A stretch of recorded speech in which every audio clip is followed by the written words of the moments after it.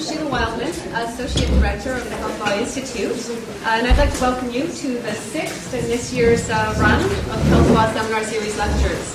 Today we have a special treat for you, and I'm going to step aside and let Professor Brent Cotter do the honors of introducing our speaker. Brent is former Dean of the University of Saskatchewan Law School and an alumnus of this law school. Moreover, he graced our halls for a term last year as our inaugural Schulich Distinguished Visiting Scholar. Without further ado, I'll turn it over to Brent. Great honor to introduce the guest speaker for this session of the Health Law Speaker Series. Many of you will know that this has been a long-standing, quite distinguished speaker series at the Schulich School of Law, and I understand we're now in the 17th year of having distinguished speakers come and address you, field your questions, and engage in fundamentally important subjects related to health law and policy. Today's speaker, as you will know, is the Honourable A.M. McLellan, PC, OC, and some other letters too.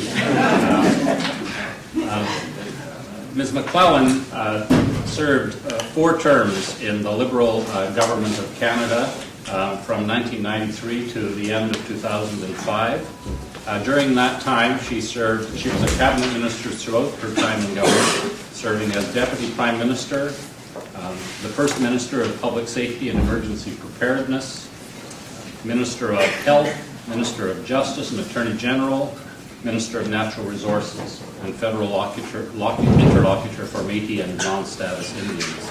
I'll return to one of those portfolios, health, and say a word just as I conclude this introduction, if I may. In 2006, she joined the firm of Bennett Jones, where she is counsel and provides strategic advice to the firm and its clients, and left politics at the end of 2005, early 2006. Retired from politics, as they say, with the consent of a majority of the electors. Sometimes they're just wrong. I was going to say this in a few minutes, but let me mention it now. One of the great distinctions of Minister McLellan is that she served as a Liberal cabinet minister in Alberta and got elected 4 consecutive times in a province that has not always been fair to Liberals, or at least one possibility is that they've been fair to Liberals by not electing them. In any event, I think you get my point. Since leaving politics, Anne has been actively involved on corporate boards of directors, serving on a number of boards, Agrium, Nexon, Cameco, distinguished Canadian corporations, which make nearly all of their money out of Saskatchewan. I'm from Saskatchewan, and I like to know where that is. More significantly, she has been actively involved and supported a wide variety of charitable organizations, including the Hospital Charitable Foundation of Royal Alexandra Hospital, the Habitat for Humanity Edmonton Society, and the like. In 2009, Ms. McLellan was made an Officer of the Order of Canada, and in 2013 she received the Alberta Order of Excellence, the most distinguished award the government of Alberta can confer upon its citizens. She holds a Bachelor of Arts and Law degree from this university and a Master of Laws from King's College in London. She became a member of the Barrister Society of Nova Scotia in 1976. That was before most people in this room were born, so... It's just that it's true. But on a more personal note, Anne will speak to you as though she's a sort of a small-town country girl sort of person. She's actually from a large community. She grew up in the metropolis of Noble Shore, Nova Scotia, which is about a little bit bigger than your thumbnail. She is a graduate of this law school's class of 1974, which most people regard as the most distinguished graduating class in the history of as it then was. It's a graduating class with a distinguished number of law professors, some law deans, cabinet ministers, recipients of the Order of Canada, Anne actually touches all those bases and disproportionately represents the distinction of that class. I am told, thanks to Professor Kindred, who counted, I guess, there are 22 or 23 judges who are part of that graduating class. Anne is not one of those judges. That number is no mean feat of a distinguished law school class, except that you should keep this particular point in mind, that as Minister of Justice, she appointed probably half of them. Always The looking good for ones. quality, always looking for quality. She did appoint the good ones. Returning to health, if I may, for a moment, Anne may mention this, but she received a call more or less in the dead of night from Prime Minister Chrétien, as he then was, and asked her to fly immediately to Ottawa, where she was sworn out of the justice portfolio and into the health portfolio in January of 2002. It was a time of, I want to say dynamism, but more particularly challenge, and in some measure crisis-driven in the years in which she led the health ministry and was the Minister of Health for Canada.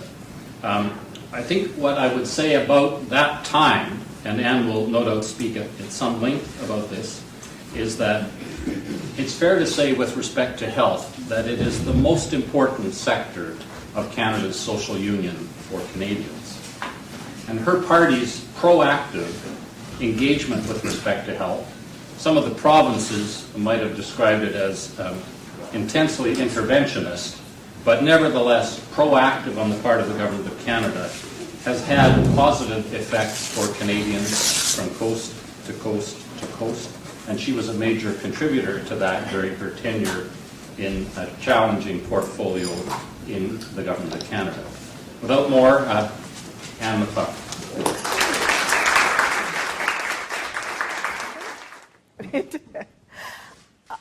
Let me first of all say it's great to be back at Dalhousie. There have been a lot of changes since Brent and I and others left here in 1974. But it's wonderful to see people like Professor Kindred, who taught us, what? Our first year was your first year, wasn't it? Yes, so we have an awful lot in common. And so, as I say, it is great to be back. One of the differences, most of you in this room look so much younger than people like Brent and me. Whereas last night I was saying, though, that one of the hallmarks of the class of 74 is that most of us still get up every morning, look in the mirror and say, what are we going to do when we grow up? And you know, I think that's a great attitude and probably has a lot to do with overall health and wellness, actually, at least mental health. Brent alluded to the fact that Prime Minister Chrétien called me. We knew there was going to be a cabinet shuffle. This was in January of 2001. I was honing in, actually, on being one of the longest serving, and I am, one of the longest serving ministers of justice in the history of Canada. And there have only been two women, myself and the Right Honourable Kim Campbell, as ministers of justice. And I really was quite happy as Minister of Justice and really didn't expect to be moved from the Department of Justice. There was, you know, when cabinet shuffles happen or they're expected, there's lots of rumor in the press. The press loves to speculate about who's going where. Alan Rock was the Minister of Health at the time, and we did presume that Alan would move because Brent has referred to it as, I don't know, a time of intervention and turbulence. I think those are probably accurate descriptors. Alan definitely an interventionist Minister of Health, and Alan and I are dear friends, and I have absolutely no problem with a federal Minister of Health being interventionist, but there are ways to intervene that make it easier for the provinces and the territories to come along with you and achieve your objectives without perhaps quite as much turbulence. So we knew that Alan would be leaving the Department of Health. He'd made it quite plain he wanted out. I didn't expect to move, and it was 9 o'clock Ottawa time, 7 o'clock Edmonton time. My former partner John and I were sitting having supper, and he said, we were watching the news, and he said, I guess you're not going to be moving. And I said, no, absolutely not. It's 7 o'clock in Edmonton.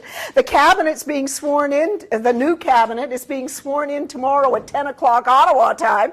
No, I'm staying in Justice.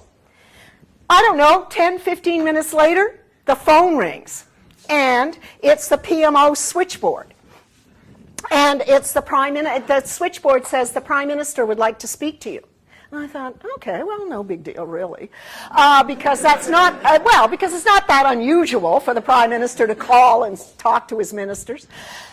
So he gets on the phone and he says, Anne, I can't do a Jean Chrétien, but Anne, I want you to become Minister of Health. And I said, Prime Minister, I am perfectly happy where I am. That's exactly what I said. I said, I don't want to move, and I don't want to move to the health portfolio, because I knew what was waiting for anybody who took that, especially someone from Alberta, right? Alan had managed to inflame relations with my home province to such an extent that it wasn't clear it was even safe for Alan to come to the province of Alberta anymore. So I said, really, I don't want this job. I'm happy. And he said, no, you're going to be Minister of Health. And when he gets that tone, you know, I mean, there's no point, right? It's his call. If you want to be in cabinet, you're going to do what the Prime Minister asks you to do. It was probably pretty audacious of me to actually challenge him and suggest, why don't you just leave me where I am? And he said, no, you have to go to Health. There's some issues that you have to deal with over there. So, fine. I became Minister of Health, but it wasn't willingly. And my political staff felt that they might as well just pack up their briefcases and call it quits, because they knew pretty much what awaited us. And the department, being the Minister of Justice and coming from Alberta, is not the easiest job in town. But being Minister of Health at this particular time, my political staff saw their lives passing in front of their eyes and just thought, you know what, this is a career-ending move for all of us, including the minister. Anyway, all that's history. As I say, you don't get to disagree when the boss calls and says you're going to be Minister of Health. I flew overnight. I said, my last resort was, well, Prime Minister, I can't be there tomorrow. There's no way I can get there in time to be sworn in. He says, get on the red eye. And so that's exactly what I did. I got on the red eye and flew overnight, and actually was the last minister. Here's a bit of trivia. That cabinet shuffle, I was the last minister sworn in because I got there just as the ceremony was coming to an end. And they actually thought I was going to have to be sworn in separately. But I got there and walked into Government House with the Governor General and the Prime Minister and the Clerk of the Privy Council, just as the last minister was being sworn into his or her portfolio. So I did make it. I did get sworn in as Minister of Health, and the rest is history. It was a turbulent time. The title, Elaine, you and I, months ago, this always happens, decided on a title for this. The federal government, leader in healthcare, question mark. The answer to that quite clearly today is what? No. The answer, thank you. The answer is quite clearly no. I think it's fair to say, and here I would actually, and I've warned Brent a few minutes ago, about the fact that I'd really like to have a bit of a dialogue with Brent at various points, because he actually, as a senior deputy minister in the government of Saskatchewan, not Minister of Health, but including Minister of Intergovernmental Affairs, which cuts across all departments in a provincial or federal government, actually will have perspectives and dealt directly with health ministers and your health deputy in relation to many of the issues that I will touch upon or we can raise in the Q&A. And I'm going to offer you the perspective, yes, of someone who's lived in Alberta for 32 years, but was a member of the Liberal governments of Chrétien and Martin, and have a view on the role of the Government of Canada in an area such as healthcare, which under our Constitution is largely a provincial or territorial jurisdiction.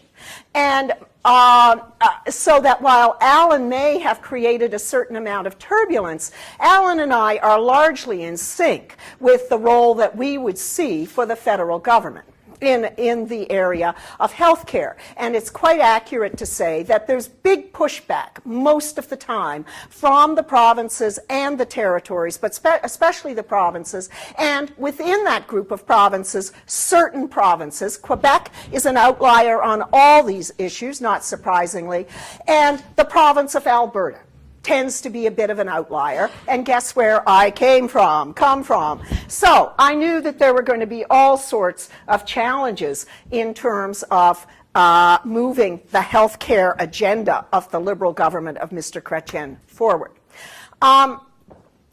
So, Brent, feel free to chime in anytime, because you will have a perspective from the provinces. And of course, Brent also has a unique perspective because born and brought up and now lives in the province that is viewed as being the birthplace of Canada's public health care system. Although, now, those of you, where are the students in this class? Who are the students who, yeah, you guys, I asked, Elaine wanted to know, or Sheila wanted to know, what I wanted you to read. And I think I asked you to read from Jeffrey Simpson's book that set of chapters that actually trace the history of the provinces and federal government involvement in healthcare, with the final chapter in that section bringing to an end and tying up with a bow the development of Canada's public healthcare system, tracing, and actually, Brent, interestingly, Jeffrey Simpson, as he always does, went back and did a lot of copious research and makes the case that British Columbia actually was a province that first looked at some form of public health care and actually presented a bill to their provincial legislature, which even passed, but in fact nothing was really done with that aspect, however small it may have been, of public health care. And it is probably fair to say that the province of Saskatchewan and Tommy Douglas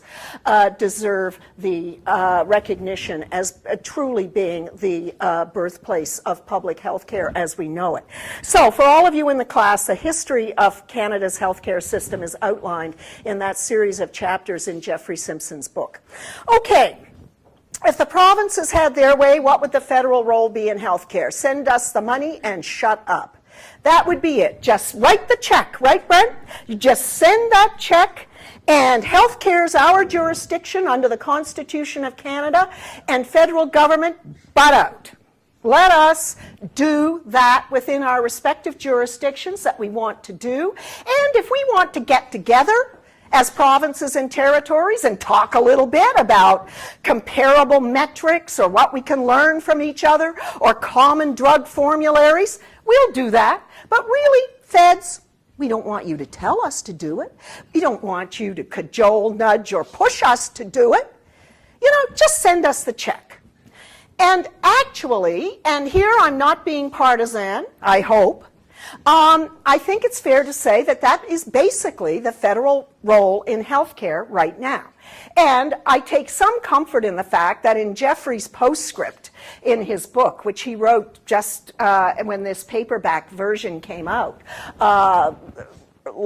early in 2013, he actually makes the point that this government has deserted its traditional, his words are abandoned, the federal government's traditional role in healthcare.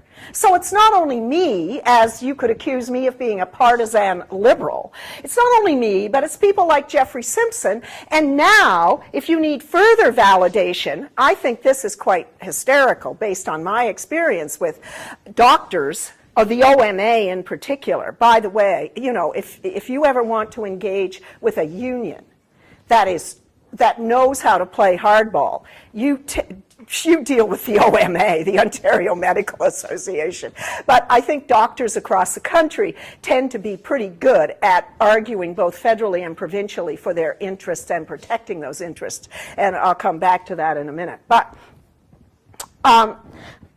now, okay, I digressed and I lost my train of thought. It happens when you get older, ladies and gentlemen. What was I talking about there? No. Anyway, let me move on.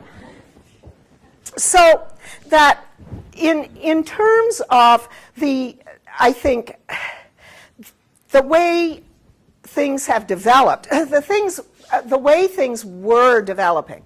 We, as the Liberal government, Alan as Minister of Health, the provinces at the time, what were the issues seizing both Canadians? And keep in mind, as well, there's a reason why healthcare is called the third rail in Canadian politics.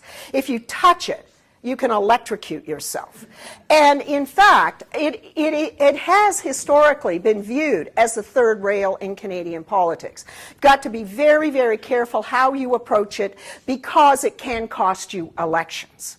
And that's because Canadians view our healthcare system as a defining element of who we are. And the Romano Commission actually traveled across the country, and in that commission, interesting findings that confirm the fact that healthcare is such an explosive and emotional political issue for governments at all levels, because Canadians see our public healthcare system as defining who we are. And the word Canadians chose was solidarity, that our healthcare system represents solidarity with other Canadians. And that's a very powerful concept, that in fact we share this system, and we pay our taxes to have a system across the country where, regardless of who you are, your background, or the money you make, you deserve and have the right to the same quality of health care. That's a very powerful and potentially dangerous political sentiment, dangerous for elected officials. If you don't understand how deeply ingrained that sentiment is and how powerful those values are in terms of defining who we think we are and how we relate to each other regardless of where we live. So, healthcare viewed as a third rail, primarily a provincial and territorial jurisdiction. The feds send the money under the spending power. And that in and of itself is contentious. I used to teach constitutional law, but I'm not going there right now. So, under the spending power, we transfer tens of billions of dollars, but the provinces would tell you never nearly enough. And that's probably right. Early days in relation to national health care in this country, the commitment was that the federal government would fund 50% of hospitals and doctor care. That's basically what health care covers, and I'm going to come back to that, because under the Canada Health Act, because in fact there's a lot more to health care today, and that's one of the big issues for everybody in this area. So the commitment originally was from the federal government to cover 50% of health care, but that was defined as hospitals and doctors, your physician, your family GP. In fact, the federal government today probably transfers what, Brent, 30% or maybe even a little less? I'm not sure. When I was Minister of Health, I think our target was 30%. And the province is quite clearly arguing for more. Reason being that the costs of health care, no secret to anyone here, costs of health care going through the roof. And there are a whole lot of reasons for that, and reasons that I think we honestly have to have a courageous discussion around. But in terms of the federal government contribution, billions of dollars, but still probably today 30 or less than 30% of the total cost of health care. What's that doing? It's eating into provincial and territorial budgets. It's destroying their budgets for other things, right? Today, health care in a province eats up anywhere from, if you live in a province that's tried to control costs, maybe 38%, as high as close to 45, 46%. Verging on 50% in some provinces. Ladies and gentlemen, that is unsustainable. That just simply, I don't care whether healthcare is the third rail or healthcare represents solidarity to us all. That is unsustainable. And therefore, we have to get, and that's the federal government and provinces and territories. We have got to get these health costs under control. We've got to bend the cost curve and have it trending down, not up. And that is going to require a lot of serious political leadership on the part of everybody, including healthcare providers and including the Government of Canada. And if you decide you don't want the fight, as a Government of Canada, if you stand back and say, we know this is happening, we know that healthcare is eating away at provincial and territorial budgets. We know that sooner or later, even though we don't want to play, we're going to be called upon by Canadians to play. In this context, sooner or later, the Government of Canada has to step in and say, we acknowledge a profound macro public policy challenge for our country. That is the role of the Government of Canada. It is not to stand back and say, hey, this is a provincial matter in the Constitution, we'll send you a little bit of money, and we don't really care. Which is pretty much where we are right now. We have a Minister of Health who's invisible, has been since the election of this particular government in 2006. Oh, by the way, Brent did not mention that yesterday was 8 years to the day since the Martin government and I lost. But hey, no tears, no black armbands, anyway. But if you're absent from the field in this area as the Government of Canada, you are absent from what I believe to be probably the most important social and economic issue facing our country. Because it's not only a social issue, it's an economic issue. Because if you're going to pay 50% of your budget as a province into one area, regardless of how important it is, you are bleeding dollars from education. You are bleeding dollars from economic development. You're bleeding dollars from everywhere, basic infrastructure, transportation, trade. And that's unsustainable. And sooner or later, this is all going to implode on itself. And as Jeffrey Simpson says, his book is quite deliberately called Chronic Condition, not acute or crisis, chronic. And he makes the point that we're not in crisis just yet, but we're very, very close. And unless we all step up as governments and understand the costs and the risks and the implications of what's happening in healthcare, we will have a crisis. And Canadians will lose their most beloved social program, healthcare, because that will be the only alternative.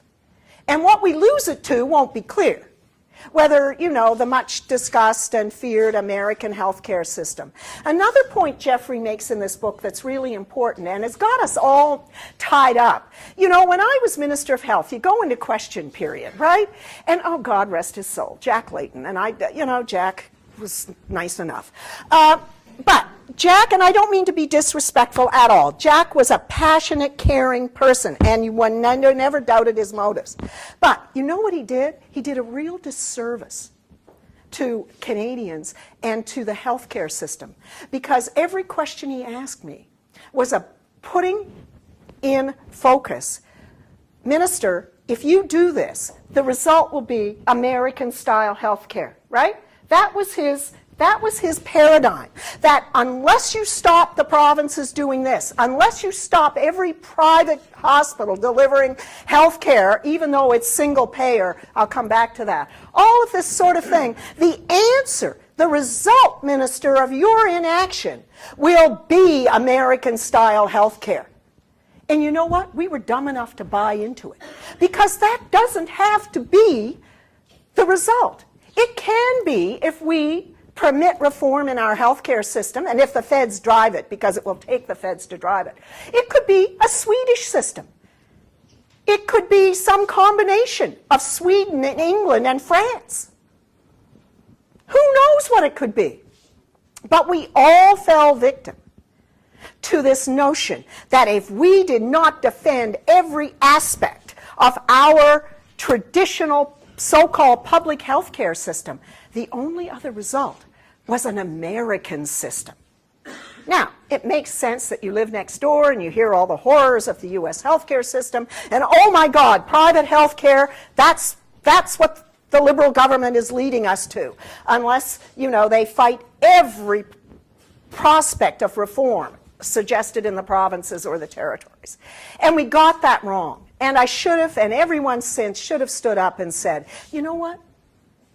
I respect Jack or whoever in the opposition, your love and concern for this system. But if we make some reforms working together, the result doesn't necessarily have to be US-style health care. Because I would agree we don't want US-style health care. And that is not reflective of Canadian values. But there are things we can learn from US-style health care. But the system that we need in this country, I'm here to say, the system's got to change. In part because we're not serving Canadians very well. We have let this slavish commitment to ideology, and Liberals have done this too, actually prevent us from stepping up and understanding that we are not providing the best quality health care to Canadians. That a lot of Canadians don't have any health care because they don't have a family doctor. That we don't even cover drugs. Depends which province you live in as to whether the provinces have infilled to some extent. That we have a lousy home care and community care system in most of this country. What do we do on wellness as a nation? What are we doing on obesity? What are we doing on prevention and public health? We're not doing very much. And those are actually the parts of healthcare that we need to start focusing on, especially as we deal with this huge demographic of which I'm a part, the boomers, as it relates especially to drugs, to home care, of whatever kind. So I think probably all of us politicians, or former politicians, have done Canadians a disservice, even though we thought we were more or less defending the system, doing the right thing. We didn't mean to do harm. But I think by defending the status quo, we have actually ended up doing a disservice to Canadians. And we have short-sold, whatever the right expression is, we've been short-selling for a long time. Canadians in the quality of care and the extent of care they should be getting for their tax dollars. So, who steps up and says, you know what, it's time. And it's time to stop talking, and it's time to actually put some incentives on the table to make some meaningful changes. There's only one government that can do that. That's the Government of Canada. Because provinces will incrementally make changes, and they've been doing that. For example, Manitoba has quite a good pharmacare program, which you could actually, the Government of Canada could take that, go to a FedProv meeting, and say, let's talk about actually creating a national pharmacare program, which was supposed to be one of the results of the 2004 Accord on health care driven by Paul Martin, which didn't happen because we did not stay in power long enough to actually get that up and running. So it is the Government of Canada that can only move. It doesn't mean we deliver these things. And I'm not arguing that you have one system where every province and territory must do everything the same way. That doesn't make any sense in this country. We were talking about Nunavut. Nunavut's needs in most of these areas are profoundly different than the province of Alberta or the province of Ontario or BC. So I'm not talking about the feds coming up with a template and saying you all must fit into this, because that's what the provinces like to say, right, Brent? They like to say the feds are forcing us all into a common template. But I think that style of federalism is gone, really. And certainly when I was Minister of Health, I acknowledged the fact that provinces and territories had different needs and, in fact, had to have flexibility to be able to experiment, because they're the laboratories for experimentation in healthcare in this country. But what you need then is to have a catalyst, a facilitator, and an enabler who takes all of that and puts it together and makes it more. The whole is greater than the sum of the parts, or whatever that expression is, right? And there's only one government that can do that, and that's the government of Canada. And you've got to get your hands dirty, and you've got to take the political heat, and you've got to stand in there and stare down provincial governments sometimes and say, you know, what's happening here isn't good enough, and if you want our money, and you know, this is what really I think ticks the provinces off. Because, you know, you come in and you say, you want our money, well, okay, there are going to be conditions, right? You don't get it for free. And that makes perfect sense, right? If you pay a retailer for some service, or your plumber, right, there are conditions. You just don't give him the money and say, fine, I don't care whether you do the job or not, right? You say, I want the job done, and I want the job done in a certain way.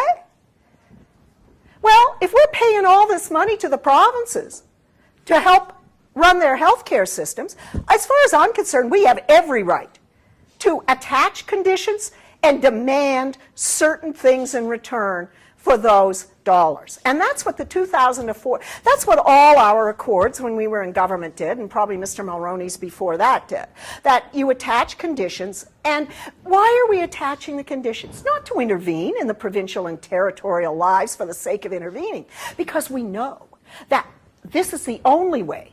We're the only ones who can actually, through the use of that money and attaching the conditions, bringing people together and enabling and hopefully facilitating some change. Where the provinces and territories as laboratories, they're all doing different things. And as strangely in this province, even now, although it's a little better than it used to be perhaps, they don't really talk that much to each other. They don't learn from each other. They don't set up common metrics that are readily comparable across provincial jurisdictions, which would help Canadians. We're mobile, we move from coast to coast to coast.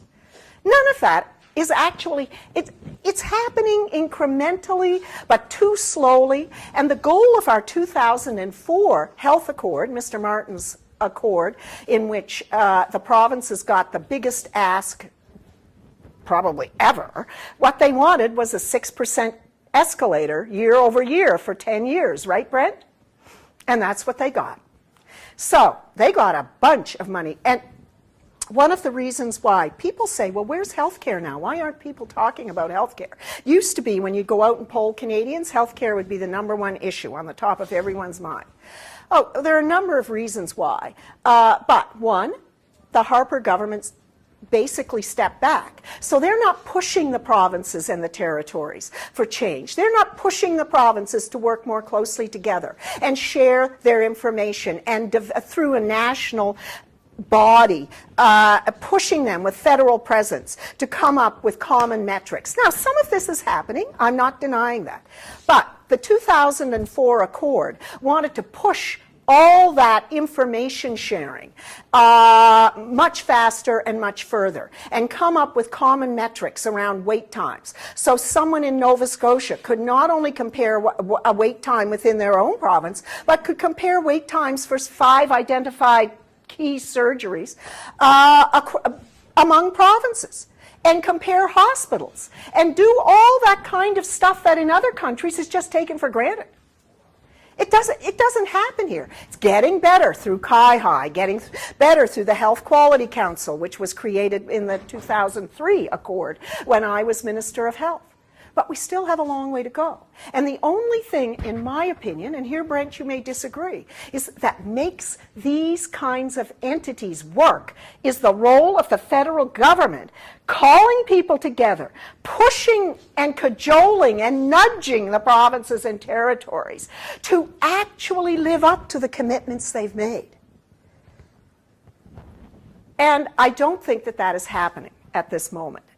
It shocked me, some of the research I did before coming here, that actually the federal government hasn't even appointed federal representatives to some of these federal, provincial, territorial councils and boards in the healthcare area. That is apparently how far the federal government has withdrawn. And I am the first to say, I mean, you go to these meetings or you send your officials as a federal Department of Health. Sure, the provinces push back. Sure, they can be resentful. Sure, they gang up on you. But at the end of the day, they're glad you're there.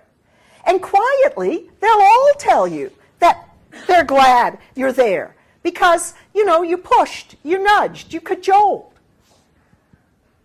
And that is part of the role of the federal government in this federation. And if you don't play it, I think, as I've said already, probably quite dramatically, that we're on an unsustainable road here. And it's not only in terms of the health and well-being of Canadians, it's about our economic well-being. And when this all comes crashing down, there will be elected officials who pay the price. And it will be unfair, because it will be those officials at that period in history who happen to be in elected office. When Canadians say, you know what, I was sold a bill of goods. We don't have the best health care system in the world. We can't afford the system we've got. And look what's happened. So, I guess let me conclude by saying that I think federal-provincial relations in this country are a nuanced and delicate balance at the best of times. That's not going to change. But I think it is irresponsible of any federal government, of whatever political stripe, to absent the field, or as Jeffrey Simpson says, abandon the field in an area of such critical importance to the well-being of its people. I think it is, the irresponsibility of it, to me, is staggering. I understand not wanting to get into federal-provincial fights. I didn't like going to those meetings. But that was part of my job. That's what I was elected to do as a representative of the Canadian people. So you step into those rooms and you identify problems. You hopefully work collaboratively and in partnership with your provincial and territorial colleagues. And together, because this isn't easy, you step forward and tell the Canadian people that we don't have the best healthcare system in the world, that it's only going to get worse, and that together we're going to fix it within the context of the values of solidarity and sharing that are so important and what this system represents. And here, I'm not talking about private healthcare, by the way. I'm a firm believer in single payer. But within single payer, and this was the point, and this, oh my God, my colleague Pierre Pettigrew. Anyway, let me explain this to you. When I became Minister of Health, as I've already mentioned to you, I wasn't that keen. So I'm on Question Period, that Sunday morning TV show on Canadian politics on CTV. So there I am, and you know, at this point, still in shock. And I get the question about, and it was Eddie Greenspan. He was the guest host, as he used to in those days. And he was, of course, the editor of the Globe and Mail. Eddie liked to be a little mischievous, so he slipped in a question about, well, Anne, tell me, what's your view?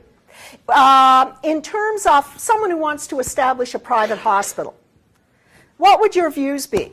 In terms of, is that a violation of the Canada Health Act? Because everybody talks about whether a province is doing X, Y, or Z, is it a violation of the Canada Health Act? And I said, well, Eddie, as far as I'm concerned, I don't think most Canadians care who owns their hospital, what the corporate structure of the hospital is. As long as when they walk through the front door and they present their provincial health care card, the hospital takes the card and provides them with the best quality care available. I said, I don't think Canadians bother to check whether it's XY company or a non-profit owned by Caritas in my province, a Catholic charity, or whatever. I don't think Canadians check that out. And I got away with that. Now, I was too dumb at the time to know that that was heretical, right? I guess I wasn't supposed to be saying that. But now Mr. Chrétien's a very practical man, so he didn't, he thought, yeah, that makes perfect sense to me. And it wasn't a big deal. Poor old Pierre Pettigrew, under Paul Martin, in the lead up to all of this, the 2004 Accord and things, poor Pierre goes out and says exactly the same thing. And he gets killed by PMO. PMO says, oh my God, you've just created this political furor. You know, you're opening the door to the prospect of private health care. We can't go there. And Pierre basically said nothing different than I had said in January of 2001 when I became Minister of Health. But what had changed was the politics and the situation of the two governments and so on. Federal-provincial relations, maybe. But what I come back to is what Canadians value is a single-payer system. And we have to stop talking about a lot of other stuff and focus on single-payer and what you get through a single-payer system. Yes, we have to be concerned about who delivers within the single-payer system. They have to be delivering high quality. You know, you've got to make sure that a privately run hospital isn't creaming off the less sick people and making sure all the sick people are over here in a, non-profit church-owned hospital or whatever, a provincially run hospital, whatever the case may be. There are all those issues, and I'm not diminishing how important they are, but we can't let them get in the way of the reform that has to happen in this country. And someone has to have the courage, some politician. I will say, doctors and other healthcare providers have been trying to put these issues in play. The problem when they do it is it looks like they're arguing from a position of vested interests, right? So nobody trusts them. Doctors and nurses and others are saying this because they want their fees increased, or they want this or that, right? And so somebody's got to start talking about this honestly. And I actually think it's got to be the federal government. Because we represent the entire country. This is an issue of national dimension and concern. It speaks to the overall national health and well-being and economic productivity of our country. Cannot imagine an issue that is more important to the Government of Canada to begin that discussion. Having said that, there are lots of good things happening underneath the surface, province by province. They just don't add up to enough to change the system. And no province can do this alone. And therefore, as I say, I'm not arguing against our healthcare system. I would never do that. It has served me and my family well. But I think we have to focus on the right things, single payer, and then working from there, what is included in the single payer system, and I would include at least catastrophic drug coverage, which was Mr. Martin's intention in the 04 Accord. There was money there to start to develop a national pharmaceutical strategy, beginning with catastrophic drug coverage, so you weren't bankrupt because you needed extensive or expensive course of drugs. A national formulary. We don't even have a common formulary. Do we? The provinces, that was part of the goal of the 2004 Accord.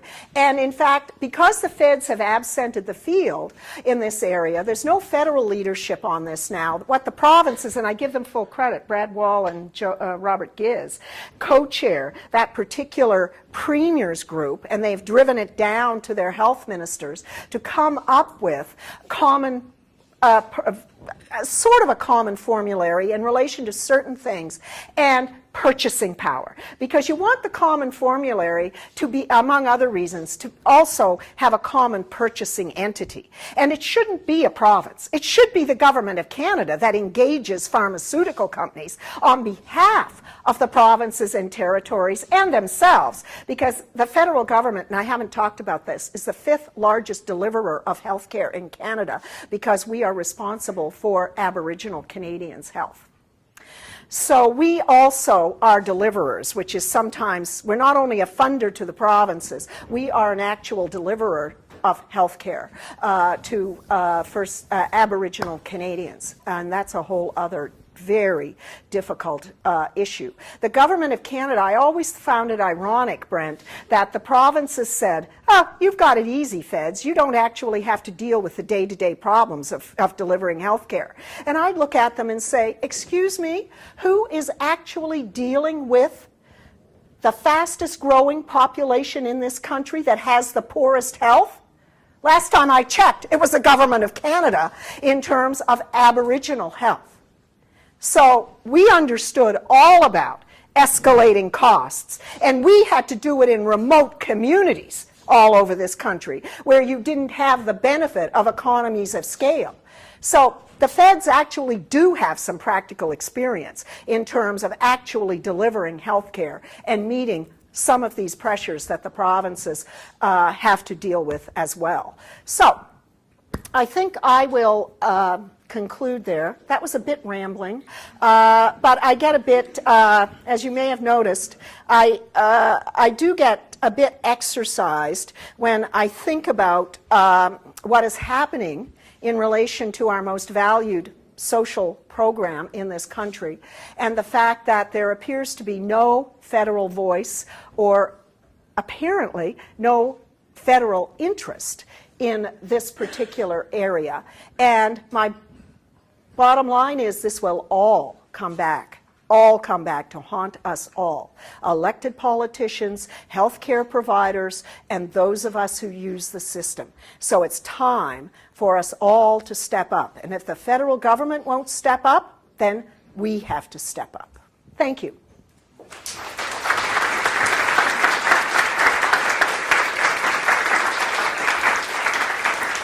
Now, Brent, I think you should be given an opportunity to offer a perspective from a province. Let me pose a slightly different thesis to you to respond to, and then we'll open it up for questions.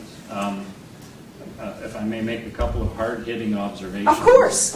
The federal government serves First Nations on reserve when it comes to Yes. No, absolutely. If you're from a province, you know that that's only part of the Aboriginal equation. You Let are me make all my absolutely points right. and then you respond. See, this is why nobody wants to be the federal minister of health.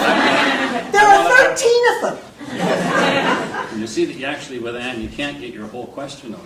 So, second factual point, interestingly enough, sometimes provinces have done pretty well in delivering Medicare. Saskatchewan, for a couple of decades before the Government of Canada stepped in, delivered a pretty fine Medicare system that actually was paid for all by the province, and they made ends meet under Mr. Douglas. Yeah, yes. Thirdly, one of the great tensions in federal-provincial relations when it came to health was that in order for Mr. Martin and Mr. Chrétien to get out of deep deficits in the mid-90s, they dramatically cut budgets, and they delivered balanced budgets on the backs of cuts to provinces. One third of the federal government's achievement toward a balanced budget was delivered by reduction of transfers of social programs. And that actually is what generated provincial tensions at a higher level than previously. Now, Anne knows that I'm from a province that is strongly committed to the significant role for the Government of Canada in all of this. But now I'd just like to pose to you a slightly different, I would call it, governance and politics equation. Right. Almost never in question period does the federal Minister of Health get asked, how come my daughter can't have such and such a drug? Those questions at a political level get delivered to provincial and territorial health ministers. So the political responsibility for where health hits the road is actually in the context of provinces' legislatures. And it seems to me there's an argument, a political argument, that that's one of the reasons why it's hard to make a change. To remove a drug off of the covered list, you pay a big political price. And most of the time, for provinces, that's easily answered by money as opposed to reform. Reform is dangerous. In Saskatchewan, following the cuts, let me say, by the federal government, we closed 52 hospitals. Nobody asked the federal health minister about how come I now have to drive 30 or 40 miles further. It was delivered at the provincial level. But now I would invite you to answer whether or not you would agree with this. If you're the paymaster, you have much greater control to be supportive to solve those problems, but as part of a negotiation exchange to drive change. Mm-hmm. That is exactly, I think, what your government did when you were in power, which was to leverage change by providing the funds to make the political lives of provincial health ministers easier. Yeah. But to make progress that actually would result in national improvement rather than improvement that might take place in jurisdictions that had more money than others. I would agree with that. That was the one thing you said that I completely agree with. No, and look, there's absolutely no question that when we came to power and were met with the deficit and the debt. Some of you were very young at the time. But basically, agencies like the IMF were saying that Canada was on the verge of becoming a third world economy. That's how bad things were.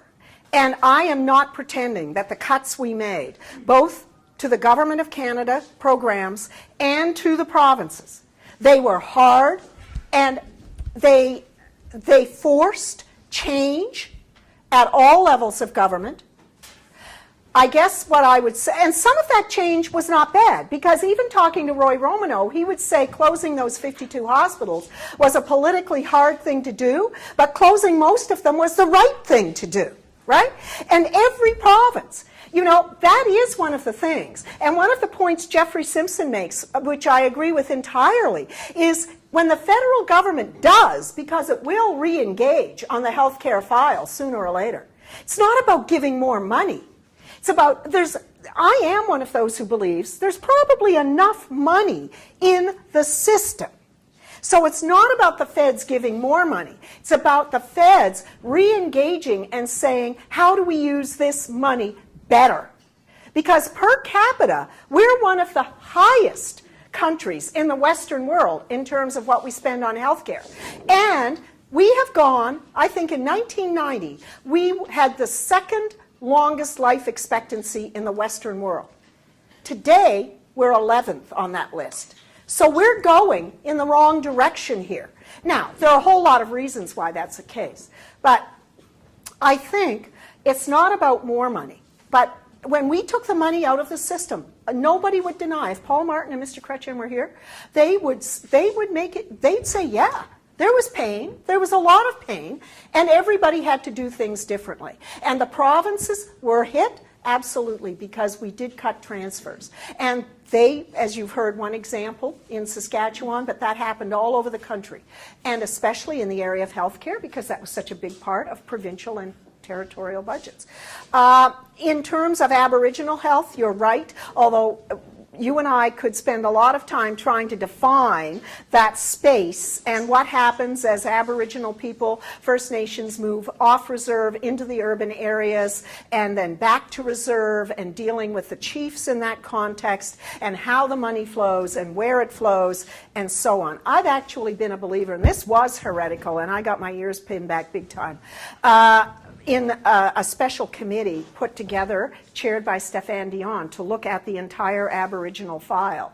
And I was Minister of Health at the time, and I came and I said, I do not believe Aboriginal Canadians will ever get the same level of health care as non-Aboriginal Canadians until we find a way for the provinces to deliver that health care in partnership with the Aboriginal communities through whatever agreements are required.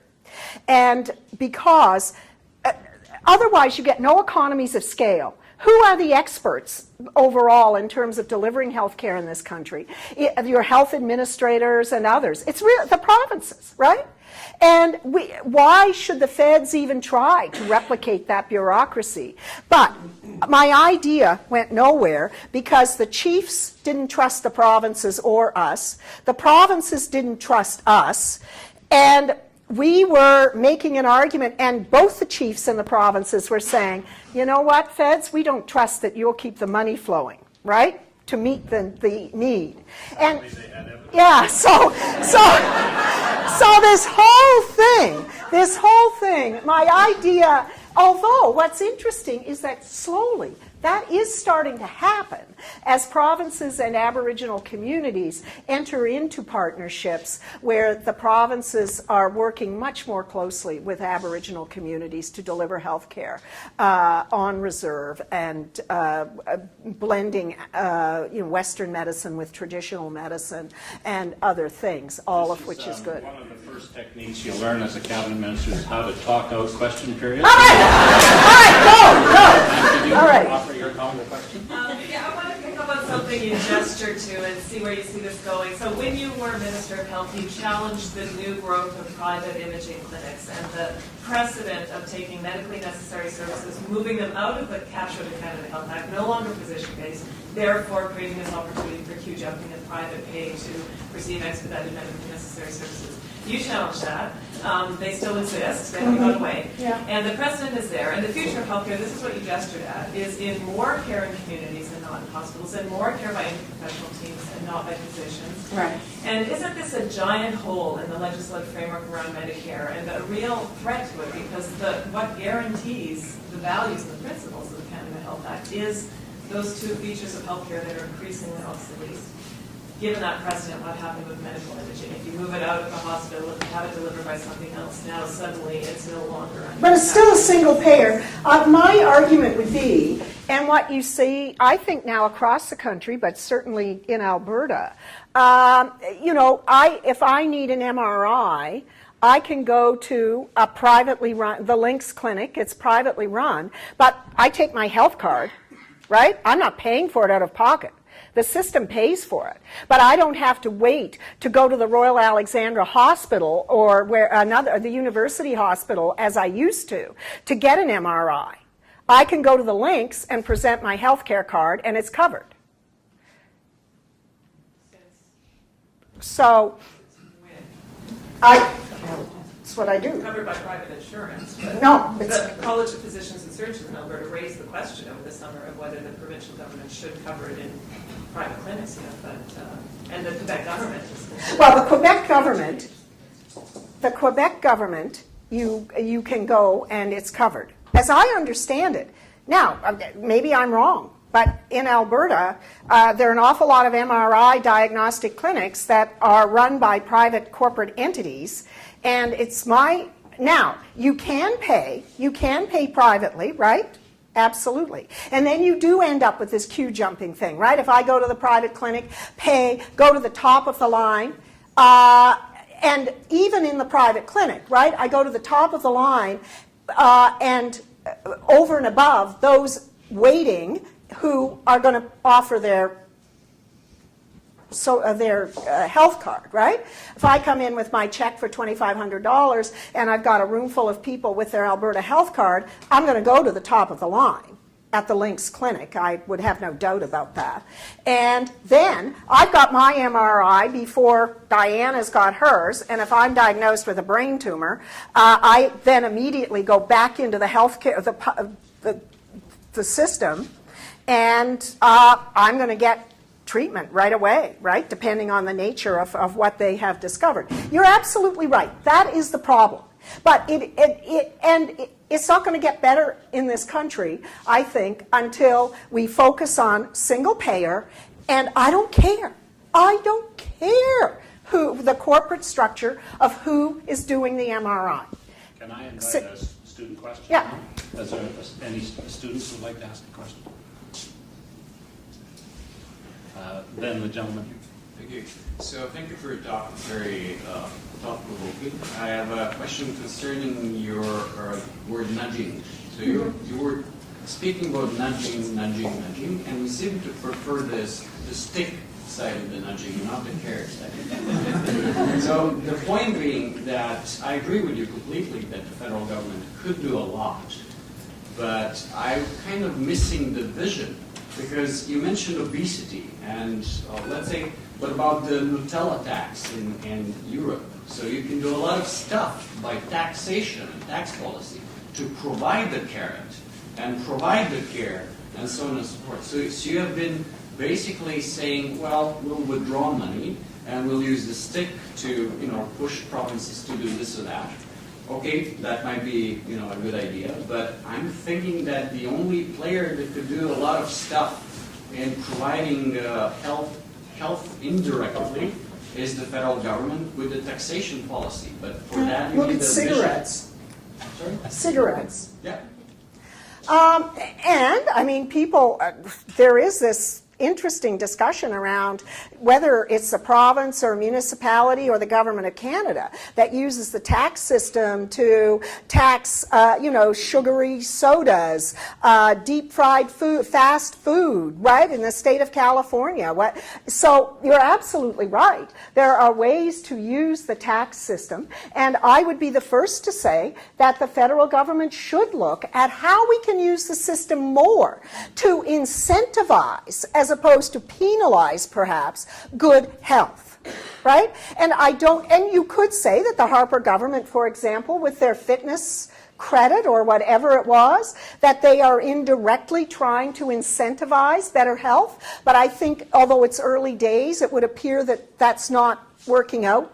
It's too indirect and touches too few people to actually make any difference to the overall well-being of Canadians. But when I was Minister of Health, we did national consultations in partnership with the provinces to develop, and we actually were so close to unveiling the National Wellness Strategy, which had a significant number of components, and pretty much all in agreement with the provinces and with fitness and wellness experts and so on, that we needed a national wellness strategy. Now, it did not happen.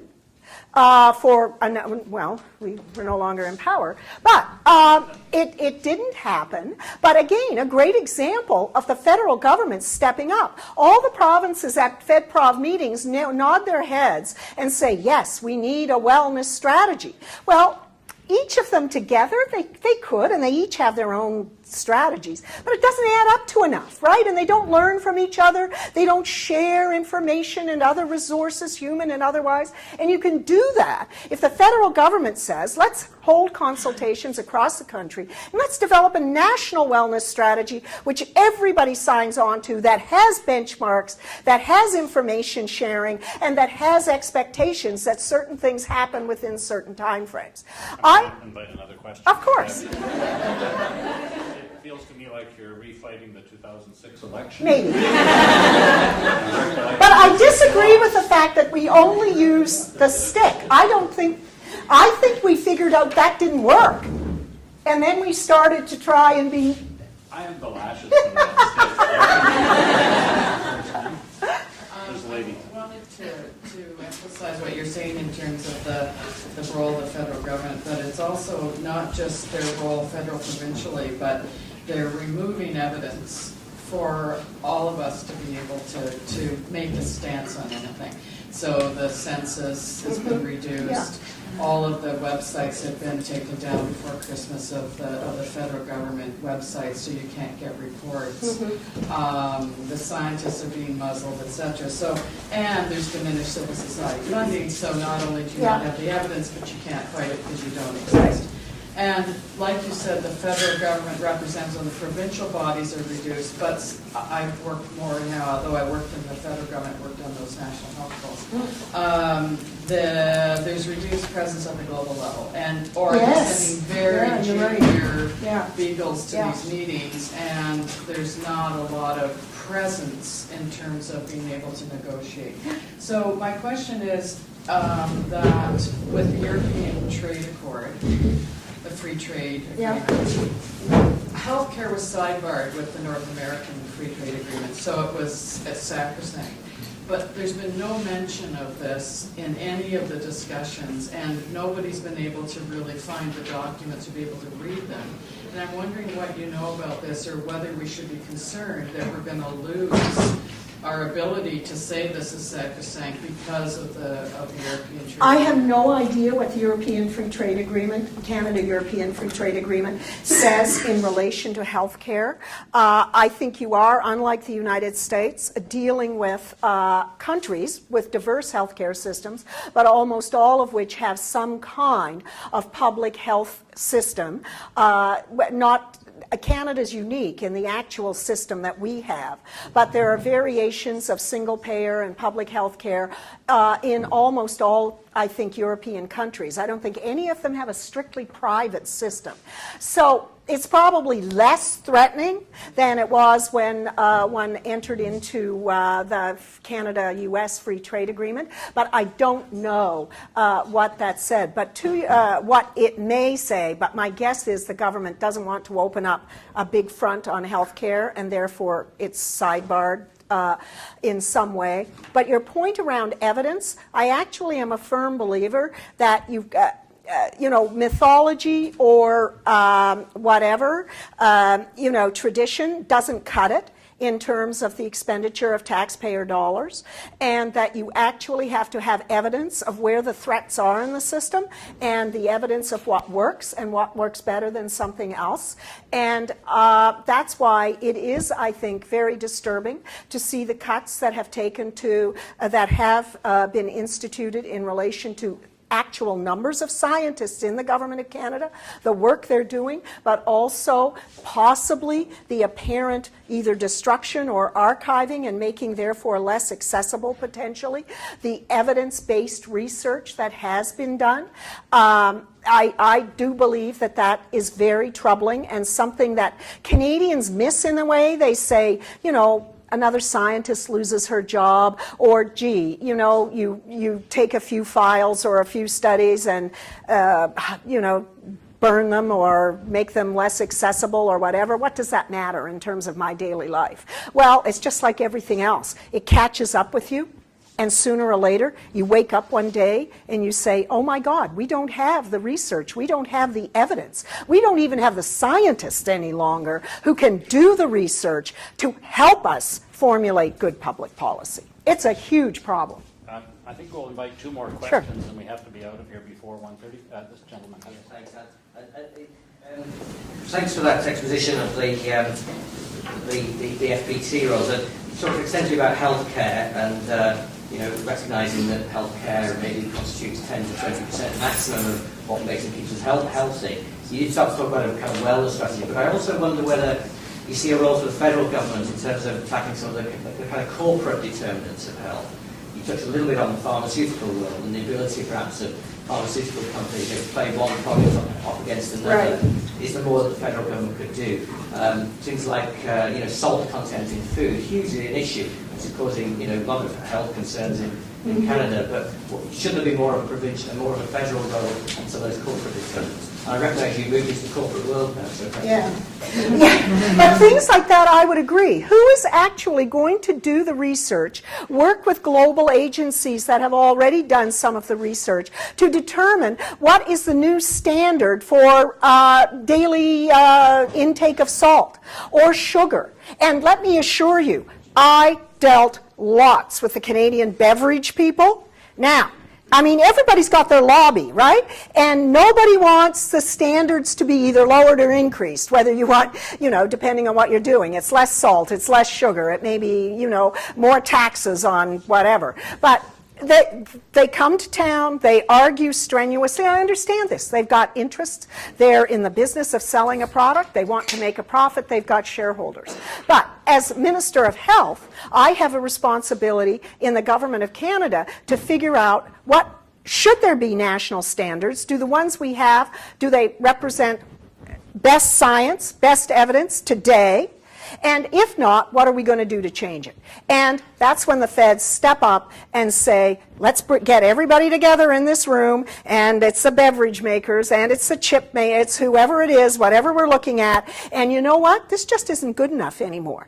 And we're going to have our provinces at a FedProv meeting. You put it on the table as an agenda item, you talk to the provinces about it, try and get their buy-in, and usually on things like this, it's not that hard. They'll be lobbied by some of their local, you know, pop makers and things. But generally on these kinds of wellness issues, the provinces are more or less on side because they realize it's going to cut their healthcare costs in the medium to long term, if not the short term. And absolutely the federal government has a role to play, and we're falling behind some other countries in terms of some of these standards that would speak to the health of individual Canadians. And that is a role for the federal government. No one province can really do this. And when they step out alone, Quebec has on a few things, if they step out alone, all they're doing, I mean, yeah, they're maybe incrementally improving the quality of health for a few people in their province, but it doesn't add up to anything really. You need a national framework in which you get momentum behind this, and the beverage makers or the whoever realize that they're fighting a losing battle, and they might as well get on side and save themselves a lot of cost and a lot of anguish and do what needs to happen. That was such a good answer that it answered your question and the next one. Sorry. Well, why don't we just have one more? One more. One more. Okay. So I really appreciated your presentation, and I agree especially with the fundamental role of the federal government in this area. But I want to go even broader than the previous couple of questions, and that is to say the Harper government is stepping back from so many roles, including in health and including in many other areas, and it's a deliberate agenda, and it's one that works very well in a lot of ways. I made a little note. You said, I didn't like doing aspects of this, especially dealing with the provinces, but it was part of my job. What if they don't see it as part of their job and have a high incentive not to see it as part of their job? What ultimately is going to be done? What can be done right now? What can be done? Of course, I think you're going to say ballot box, so that's one thing. But is there anything else that will, in your view, be convincing in terms of stepping up to the I think plate? people have to put pressure on the government, absolutely. You know, that there's an election in October 2015, if not before. But I do think that politicians, elected officials, although this government has proven remarkably immune, but politicians respond to concerted public pressure, right? People think we don't listen. We do. It may take a while, but we do listen. If you keep up that pressure and somebody makes an issue a big enough issue for long enough, and you start to get the letters and the phone calls into your office at constituency level, ministerial level, whatever, politicians do pay attention. And I think because, and you know, I've tried to figure this out myself. Why has there been such silence on the part of Canadians around some of the things, not only in healthcare, as you say, that are happening? I think part of it is right in the middle of this, in 2008, the financial crisis, right? And everybody hunkered down, and everybody just looked inward, including governments, trying to save themselves and trying to limit unemployment and figuring out where can we take money to develop a stimulus fund to save industries like the auto industry. I'm not saying this is a bad thing at all. I think it's probably one of the smarter Harper policies. But I think that recession came. They were elected in 2006. 2008, we started to see what was happening globally.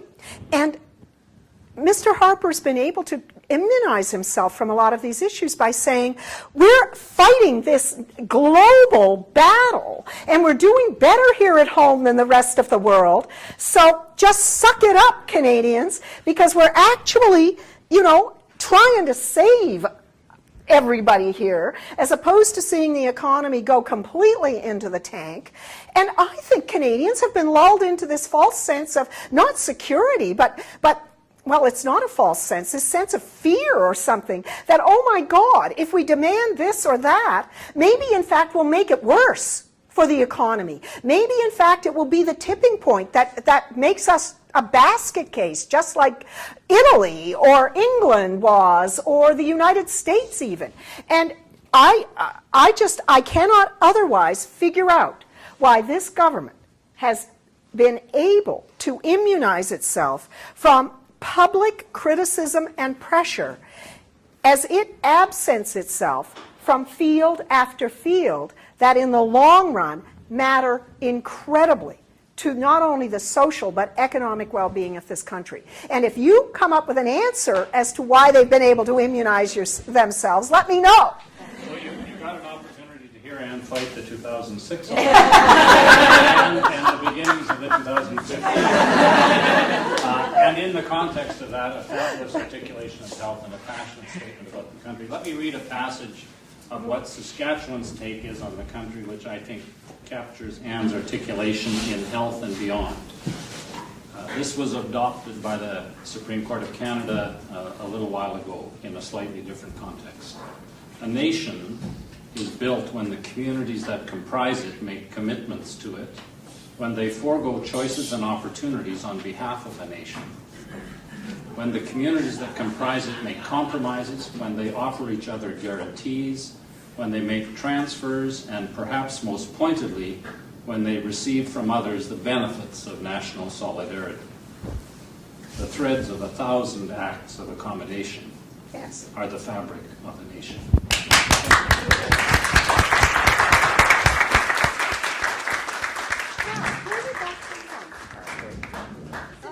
just as you're walking out, I want to formally thank both Anne and of course Brent for so ably representing their graduating class. And I also want to alert you to our next lecture in the seminar series coming up on February 28th, when philosopher and bioethicist Carl Elliott will give his lecture entitled An Atypical Suicide, Psychiatric Research Abuse at the University of Michigan. As ever, lunch is free.